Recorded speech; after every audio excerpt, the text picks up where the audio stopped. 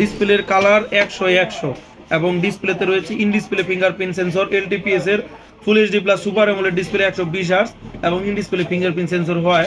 এটা titanium grey colour. এই titanium grey কালারটি আনবক্সিং করতেছি। একেবারে স্লিম যে কথাটা বলা হয়েছিল, একেবারে স্লিম মোবাইলটি টাইটানিয়াম গ্রে কালার আসছে। সোনি আইএমএক্স এর 64 মেগাপিক্সেল সেন্সর ব্যবহার করছে। ডিসপ্লেতে 120 হার্টজ রিফ্রেশ রেট। ডিসপ্লের কালার 100/100 এবং ডিসপ্লেতে রয়েছে ইন ডিসপ্লে ফিঙ্গারপ্রিন্ট সেন্সর, এলটিপিএস এর full HD plus super AMOLED display 120 hertz এবং ইন ডিসপ্লে ফিঙ্গারপ্রিন্ট সেন্সর হয়।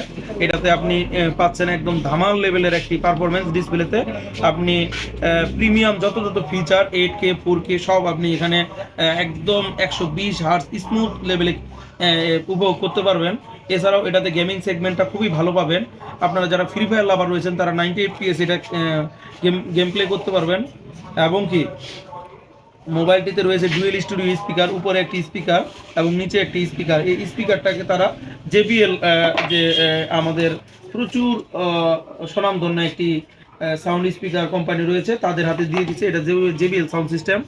আমি মনে করি মাত্র 20,000 টাকা বাজেটের মধ্যে যারা একটা প্রিমিয়াম লেভেলের ফোন খুঁজতেছেন, একাধারে ক্যামেরা এবং গেমিং, পাশাপাশি বিল কোয়ালিটি থাকবে ধামাল লেভেলের, তারা নিঃসন্দেহে এই প্রোডাক্টটি দেখতে পারেন। আমার কাছে অনেক ভালো লেগেছে। আপনাদের যদি ভালো লাগে এটা পারচেস করতে পারেন।